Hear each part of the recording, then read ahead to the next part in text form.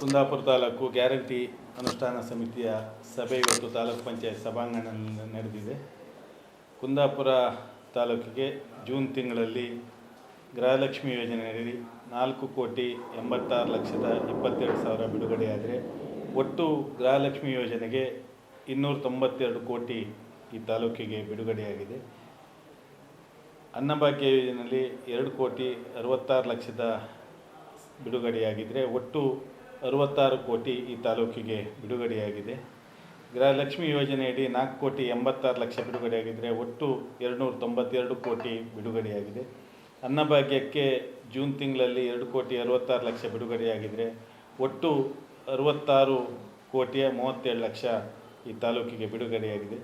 ಯುವ ನಿಧಿಗೆ ಜೂನ್ ತಿಂಗಳಲ್ಲಿ 5,07,00,000 ಬಿಡುಗಡೆಯಾಗಿದ್ದರೆ ಒಟ್ಟು 3,59,91,000 ರೂಪಾಯಿ ಬಿಡುಗಡೆಯಾಗಿದೆ. ಶಕ್ತಿ ಯೋಜನೆಗೆ 3,16,00,000 ಬಿಡುಗಡೆಯಾಗಿದ್ದರೆ ಒಟ್ಟು ಬಿಡುಗಡೆ ಶಕ್ತಿ ಯೋಜನೆಯಲ್ಲಿ 89,56,00,000 ರೂಪಾಯಿ ಬಿಡುಗಡೆಯಾಗಿದೆ. ಒಟ್ಟು ಕುಂದಾಪುರ ತಾಲೂಕಿಗೆ ಜೂನ್ ತಿಂಗಳಲ್ಲಿ ಪಂಚ ಗ್ಯಾರಂಟಿಯಿಂದ 15,12,29,000 ರೂಪಾಯಿ ಬಿಡುಗಡೆಯಾಗಿದ್ದರೆ ಒಟ್ಟು ಈ ತಾಲೂಕಿಗೆ ಈ ತನಕ 597,62,00,000 ರೂಪಾಯಿ ಬಿಡುಗಡೆಯಾಗಿದೆ. ಇವತ್ತು ಅನೇಕ ವಿಚಾರಗಳ ಬಗ್ಗೆ ವಿಸ್ತೃತವಾಗಿ ಚರ್ಚೆ ಮಾಡಲಾಗಿದೆ. ವಿಶೇಷವಾಗಿ ಗೃಹ ಜ್ಯೋತಿಯ ಪರಿಷ್ಕರಣೆ ಈ ರಾಜ್ಯದಲ್ಲಿ ಹಾಗೆ ಈ ತಾಲೂಕಿನಲ್ಲಿ ನಡೀತಿದೆ. ಈ ತನಕ ಅಂತೇಳಿದರೆ ನಿನ್ನೆ ಸಂಜೆಯ ತನಕ ಗೃಹ ಜ್ಯೋತಿಗೆ 73,868 ಫಲಾನುಭವಿಗಳ ನೋಂದಣಿಯಾಗಿರ್ತದೆ. ಪೂರ್ಣ ಪರಿಷ್ಕರಣೆ ಆಗಿರ್ತಕ್ಕಂಥದ್ದು 49,452. ಅದರಲ್ಲಿ ಪರಿಷ್ಕರಣೆ ಯಶಸ್ವಿಯಾಗಿರುವುದು 48,322. ಬಾಕಿ ಇರುವ ಪರಿಷ್ಕರಣೆ 25,546. ಗೃಹ ಜ್ಯೋತಿ ಪರಿಷ್ಕರಣೆ ಯಾವುದೇ ಮನೆಗಳಲ್ಲಿ ಮತ್ತು ಖಾಸಗಿ ವ್ಯಕ್ತಿಗಳಲ್ಲಿ ಜಾಗದಲ್ಲಿ ಮಾಡಬಾರ್ದು. ಸಾರ್ವಜನಿಕ ಸ್ಥಳ ಮತ್ತು ಸಭಾಭವನಗಳಲ್ಲಿ ಮಾಡಬೇಕು ಮತ್ತು ಫಲಾನುಭವಿಗಳಿಗೆ ಶೀಘ್ರವಾಗಿ ನೋಂದಣಿಯನ್ನು ಮಾಡಿಕೊಡ್ಬೇಕೆಂದು ಹೇಳಿ ಇಲಾಖೆಗೆ ಸೂಚಿಸಲಾಗಿದೆ.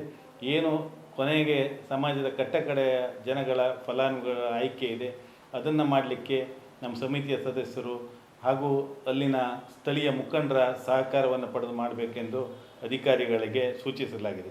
ಹಾಗೆ ಗೃಹಲಕ್ಷ್ಮಿಯ ಪರಿಷ್ಕರಣೆಗೆ ಸರ್ಕಾರದಿಂದ ಯಾವುದೇ ಸುತ್ತೋಲೆ ಬಂದಿಲ್ಲ. ಯಾವುದೇ ದಿನದಲ್ಲೂ ಕೂಡ ಈ ಸುತ್ತೋಲೆ ಬರುವಂಥ ಸಾಧ್ಯತೆ ಇದೆ.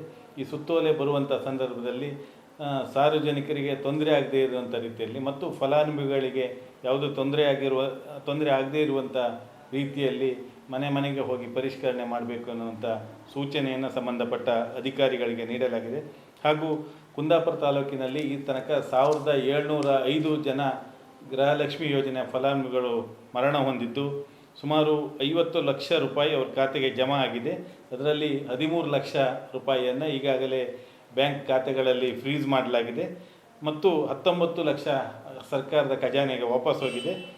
ಒಟ್ಟು 16,730,000 ರೂಪಾಯಿ ಗೃಹಲಕ್ಷ್ಮಿ ಹಣವನ್ನು ಫಲಾನುಭವಿಗಳು ಮರಣ ಹೊಂದಿದ ಫಲಾನುಭವಿಗಳ ಖಾತೆಯಿಂದ ಪಡೆದಿರ್ತಾರೆ. ಅದನ್ನು ಪುನಃ ವಸೂಲಿ ಮಾಡಲಿಕ್ಕೆ ಸಂಬಂಧಪಟ್ಟ ಇಲಾಖೆಯವರು ಕ್ರಮ ವಹಿಸ್ತಾರೆ ಮತ್ತು ಯಾವುದೇ ಒಬ್ಬರು ಬೆನಿಫಿಷಿಯರಿಗೆ 1ಕ್ಕಿಂತ ಹೆಚ್ಚು ಬಾರಿ ಗೃಹಲಕ್ಷ್ಮಿ ಹಣ ಈ ತಾಲೂಕಿನಲ್ಲಿ ಜಮೆ ಆಗಿಲ್ಲ. ಇದರ ಬಗ್ಗೆ ಕೂಡ ವಿಸ್ತೃತವಾಗಿ ಚರ್ಚೆ ಮಾಡಲಾಗಿದೆ. ಹಾಗೂ ಯುವ ನಿಧಿ ಮತ್ತು ಶಕ್ತಿ ಯೋಜನೆಯಡಿ ಎಲ್ಲಿ ಆಲೂರು, ಹಕ್ಲಾಡಿ ಮತ್ತು ಬೇರೆ ಬೇರೆ ಕಡೆಗಳಲ್ಲಿ ಬಸ್ಸಿನ ಅವಶ್ಯಕತೆ ಇದೆ, ಅವುಗಳಿಗೆ ತಾತ್ಕಾಲಿಕವಾದ ಪರವಾನಗಿಯನ್ನು ಪಡಿಬೇಕು ಅಂತಕ್ಕಂಥ ಸೂಚನೆಯನ್ನು ಸಂಬಂಧಪಟ್ಟ ಅಧಿಕಾರಿಗಳಿಗೆ ನೀಡಲಾಗಿದೆ. ಹಾಗೂ ಎಲ್ಲ ಬಸ್ಗಳನ್ನು ನಿಗದಿತ ಸಮಯಕ್ಕೆ ಓಡಿಸಬೇಕು ಮತ್ತು ಹೇರಿಕುದುರಿನಲ್ಲಿ ಡೆಸಿಗ್ನೇಟೆಡ್ ಸ್ಟಾಪ್ ಏನಿದೆ ಅಲ್ಲಿ ಬಸ್ಸನ್ನು ನಿಲ್ಲಿಸಬೇಕು ಎನ್ನುವಂಥ ಸೂಚನೆಯನ್ನು ಕೂಡ ಕೊಡಲಾಗಿದೆ. ಈ ಬಗ್ಗೆ ಎಲ್ಲ ಅಧಿಕಾರಿಗಳು ಇವತ್ತು ಸಭೆಯಲ್ಲಿ ಮತ್ತು ನಮ್ಮ ಗೌರವಾನ್ವಿತ ಸದಸ್ಯರು ವಿಸ್ತೃತವಾಗಿ ಚರ್ಚೆ ಮಾಡಿ ಇವತ್ತಿನ ಸಭೆ ಅತ್ಯಂತ ಯಶಸ್ವಿಯಾಗಿದೆ ಅನ್ನೋದಕ್ಕೆ